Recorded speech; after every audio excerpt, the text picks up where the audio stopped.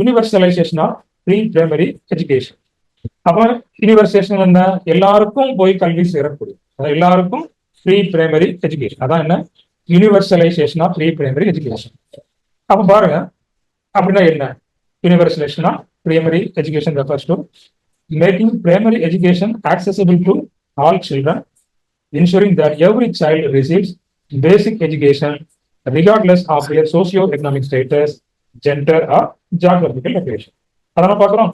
Universalisation என்ன, எல்லா குழந்தைகளுக்கும் கல்வி, அனைத்து விதமான, அதாவது எந்த ஒரு எக்கனாமிக் பேக்ரவுண்ட்ல இருந்தாலும் சரி அந்த குழந்தைக்கும் போகணும். ஆணா இருந்தாலும் சரி, பெண்ணா இருந்தாலும் சரி, எந்த இடங்கள்ல இருந்தாலும் சரி, மலைவாழ் கிராமத்துல இருந்தாலும் சரி, சிட்டி சைட்ல இருந்தாலும் சரி, கிராமங்கள்ல இருந்தாலும் சரி, எல்லாருக்கும் போய் இந்த எஜுகேஷன் சேரும். அது importance provides a foundation for life long learning, personal development, promotes equity, contributes to national development. அதுதானே எல்லாருக்கும் இந்த பிரைமரி எஜுகேஷன் போய் சேர்ந்துச்சுன்னா அப்போ என்ன பண்ணுவோம், foundation for life long learning யூஸ்ஃபுல்லா இருக்கும். அப்போ அவங்க குழந்தையினுடைய பர்சனல் டெவலப் அது இம்ப்ரூவ் ஆகும். ப்ரொமோட்ஸ் ஈக்விட்டி, எல்லாரும் சமம் அப்படிங்கிறது வரும். அதுக்கப்புறம் பாருங்க நேஷனல், அப்போ ஒரு குழந்தை கல்வி பயின்று வந்துச்சுன்னா நம்மளுடைய நாடு என்ன செய்யும், முன்னேறும் இல்லையா, அதான் நேஷனல் டெவலப்மெண்ட். அப்போ இதனுடைய அப்ஜெக்டிவ்ஸ் பாருங்களேன், ஆக்சஸ், அடுத்தது ஈக்விட்டி, குவாலிட்டி, ரீடென்ஷன், இன்க்ளூசிவிட்டி. ஏற்கனவே படிச்ச அதே போலதான் நமக்கு இங்கேயும் வரும். அப்போ ஆக்சஸ்னா என்ன, ensure that all children have access to free and compulsory primary education. அப்போ எல்லாருக்கும் இது accessible பண்ற மாதிரி இருக்கும் இந்த ப்ரீ பிரைமரி எஜுகேஷன். அடுத்தது பாருங்க ஈக்விட்டி. அப்போ இது நம்ம ஏற்கனவே பார்த்தோம் இல்லையா, அனைவருக்கும் எந்த கேட்டகரியா இருந்தாலும் சரி, அதான் பாருங்க பேஸ்ட் ஆன் ஜெண்டர், ஆணா இருந்தாலும் சரி, பெண்ணா இருந்தாலும் சரி, எந்த ஒரு எக்கனாமிக் பேக்ரவுண்ட்ல இருந்தாலும் சரி, எந்த லொகேஷன்ல இருந்தாலும் சரி, அப்போ எல்லாருக்கும் போய் சேரணும் இந்த கல்வி. அது குவாலிட்டி, அப்போ improve the quality of education to ensure effective learning outcomes. அப்போ அது ஒரு முக்கியம் இல்லையா. அப்போ குவாலிட்டி ஆஃப் எஜுகேஷனை இம்ப்ரூவ் பண்ணணும். அதாவது இந்த இதுதான், அதாவது யூனிவர்சலைசேஷன் தான் அதுதான். அது ரீடென்ஷன் என்ன, இந்த ரிடியூஸ் ட்ராப் அவுட் ரேட்ஸ் என்ன, ஒரு ஃபர்ஸ்ட் என்ன வருவான், ஸ்கூலுக்கு வருவான், ஒரு 4 மாசம் வருவான், அதுவும் என்ன ஆயிடுவான், ஸ்கூலுக்கே வருவான். சரி, அப்போ அந்த மாதிரி அந்த ட்ராப் அவுட் ரேட்ஸையும் கம்மி பண்ணணும். ஏன்னா முழுமையா அதை செய்ய முடியாது, இது பண்ண முடியாது, என்ன செய்யலாம், அதை கம்மி பண்ணலாம். And ensure children complete the primary education cycle. அதே போல என்ன பண்ணணும், அவங்க ட்ராப் அவுட் ஆகாம இருக்கணும். அதே போல என்ன பண்ணணும், அந்த பிரைமரி எஜுகேஷனை அந்த குழந்தை கம்ப்ளீட் பண்ணுதா அப்படிங்கிறதையும் செக் பண்ணணும். அடுத்து இன்க்ளூசிவிட்டி, நம்ம சொன்னோம் இல்லையா, இந்த needs of marginalize and special needs, அந்த சேலஞ்சு சில்ட்ரன் இருப்பாங்க இல்லையா, அவங்களுக்கும் என்ன செய்யணும், இந்த பிரைமரி எஜுகேஷன் கிடைக்கும். அதுதான் என்ன, யூனிவர்சலைசேஷனா இந்த ப்ரீ பிரைமரி எஜுகேஷன். அடுத்து பாருங்க இந்த கீ காம்போனன்ட்ஸ் அண்ட் ஸ்ட்ராட்டஜிஸ் அப்படின்னா என்ன பாருங்க, லெஜிஸ்லேஷன் அண்ட் பாலிசி. அப்போ இந்த மாதிரி ப்ரீ பிரைமரி எஜுகேஷன் எல்லாருக்கும் கிடைக்கணும் அப்படின்னா என்ன பண்ணணும், நம்ம என்ன செய்யணும், சட்டம் கொண்டு வரும், implement laws and policies that mandate free and compulsory primary education. அப்போ யாருக்கும் நிறைய சட்டங்கள் இருக்கு இல்லையா, அனைவருக்கும் இலவச கட்டாய கல்வி கொடுக்கணும் அப்படிங்கிற ஒரு சட்டம் இருக்குது. அப்ப இந்த மாதிரி வரணும்னா இதை கொண்டு வரணும். அது அடுத்து இன்ஃப்ராஸ்ட்ரக்சர் டெவலப். அப்போ பாருங்க அந்த இன்ஃப்ராஸ்ட்ரக்சரும் வெரி வெரி இம்பார்ட்டன்ட். அப்போ build and maintain schools especially in underserved areas. அப்போ அங்கே இன்ஃப்ராஸ்ட்ரக்சர் டெவலப்மெண்ட் இருக்கணும். Teacher training, provide training and professional development for teachers. அப்போ டீச்சிங் குவாலிட்டி இம்ப்ரூவ் பண்ணணும்னா அப்பப்போ என்ன செய்யணும், இந்த டீச்சர்ஸுக்கு ட்ரைனிங் கொடுத்துட்டே இருக்கணும். அடுத்து curriculum develop a relevant and inclusive curriculum that caters to the diverse needs of the students. நான் சொன்னேன் இல்லையா, யாருக்குமே ஒவ்வொரு குழந்தைகளுக்கும் ஒவ்வொரு விதமான இது பிடிக்கும். ஸோ அந்த கரிக்குலம் அந்த மாதிரி என்ன இருக்கணும், டைவர்ஸா இருக்கும். கம்யூனிட்டி இன்வால்வ், இப்போ என்கேஜ் கம்யூனிட்டிஸ் அண்ட் பேரண்ட்ஸ். அப்போ எல்லாரும் இதில் இன்வால்வ் ஆகும். வீட்டில் உள்ள பேரண்ட்ஸும் சுற்றி இருக்கிற அனைவரும் என்ன பண்ணணும், இதில் இன்வால்வ்மெண்ட் ஆகும் இந்த education process to ensure there support and involvement. அது மானிட்டரிங் அண்ட் எவாலுவேஷன்.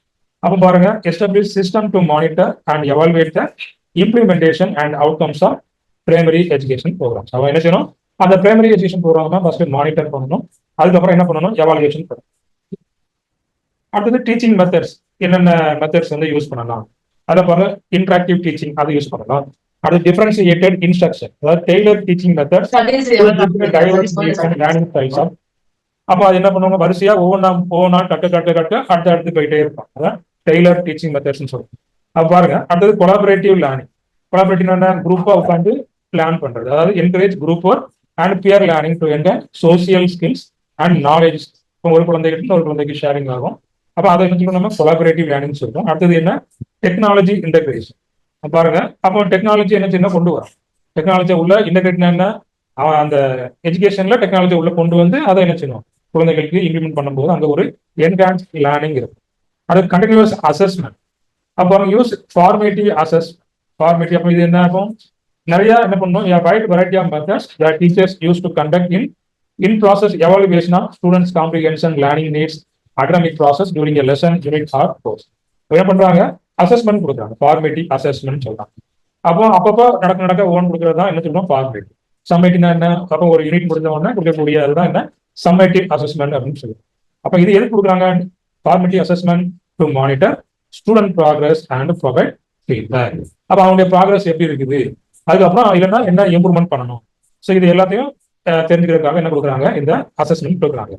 அடுத்தது என்ன, சேலஞ்சஸ் அண்ட் சொல்யூஷன். அப்போ பாருங்க, ஆக்சஸ் அண்ட் என்ரோல்மெண்ட். அப்போ என்னென்ன சேலஞ்சஸ் பார்த்தீங்கன்னா, ஜியாகிரபிக்கல் பேரியர்ஸ் அது கண்டிப்பா இருக்கும், சோசியோ எக்கனாமிக் ஃபேக்டர்ஸ் அது ஒன்று. அடுத்தது கல்ச்சுரல் இல்லையா, ஒவ்வொரு இடங்கள்ல ஒவ்வொரு விதமான கல்ச்சுரல் இருக்கும். அப்போ அது ஒன்று இல்லையா, அது ஒரு சேலஞ்சஸ். அப்போ அதுக்கான தீர்வு என்ன, அப்போ ஒரு இடத்துல இப்போ மலைவாழ் மக்கள் இப்போ எல்லா இடங்களிலுமே ஸ்கூல்ஸ் இருக்குது. சப்போஸ் ஒரு சில இடங்கள் என்ன செய்ய மாட்டாங்க, படிக்க வர மாட்டாங்க இல்லையா, அப்போ என்ன பண்றாங்க, மொபைல் ஸ்கூல்ஸ் ஏற்படுத்தலாம், அவங்களுக்கு என்ன செய்யலாம், ஸ்காலர்ஷிப் கொடுக்கலாம். அதே போல அவேர்னஸ் கேம்பெயின்ஸ் வந்து என்ன செய்யலாம், கிரியேட் பண்ணலாம். அடுத்து குவாலிட்டி ஆஃப் எஜுகேஷன். அப்போ அதுல வந்து என்ன சேலஞ்சஸ், அப்போ அப்போ இதுல குவாலிட்டி ஆஃப் எஜுகேஷன்ல என்னென்ன சேலஞ்சஸ் இருக்குது. அப்போ இன்அட்வேட் டீச்சர் ட்ரெயின். அப்போ பாத்தீங்கன்னா டீச்சர்ஸ்க்கு போதுமான ட்ரைனிங் கொடுத்துக்க மாட்டாங்க சரிங்களா. அப்போ அங்க என்ன எஜுகேஷன், அந்த குவாலிட்டி ஆஃப் எஜுகேஷன் வந்துட்டு கம்மியாகும். அது lack of resources, large class sizes. அப்போ பாத்தீங்கன்னா இந்த மாதிரி ரிசோர்சஸ் என்ன, நடத்துறதுக்கு பாடம் நடத்துறதுக்கு தேவையான பொருட்கள் இன்ஃப்ராஸ்ட்ரக்சர் இல்லாம இருக்கும். அப்போ லார்ஜ் கிளாஸ் சைசஸ், அப்போ ஒரே கிளாஸ்ல நிறைய பேர் இருக்குது. அப்போ இது எல்லாமே என்ன சேலஞ்சஸ். அப்போ என்ன பண்றது, சொல்யூஷன் என்ன, அப்போ கண்டினியூஸ் ப்ரொஃபஷனல் டெவலப்மெண்ட். அப்போ அவங்களுக்கு என்ன செய்யணும், அந்த ட்ரைனிங் கொடுக்கணும். அந்த ரிசோர்ஸ் அலோகேஷன், கவர்மெண்ட் என்ன செய்யணும், இந்த பிரைமரி எஜுகேஷனுக்காக இந்த வருஷம் இவ்வளவு ஒதுக்குறோம் அப்படிங்கிறத என்ன செய்யணும், அலோகேட் பண்ணணும்.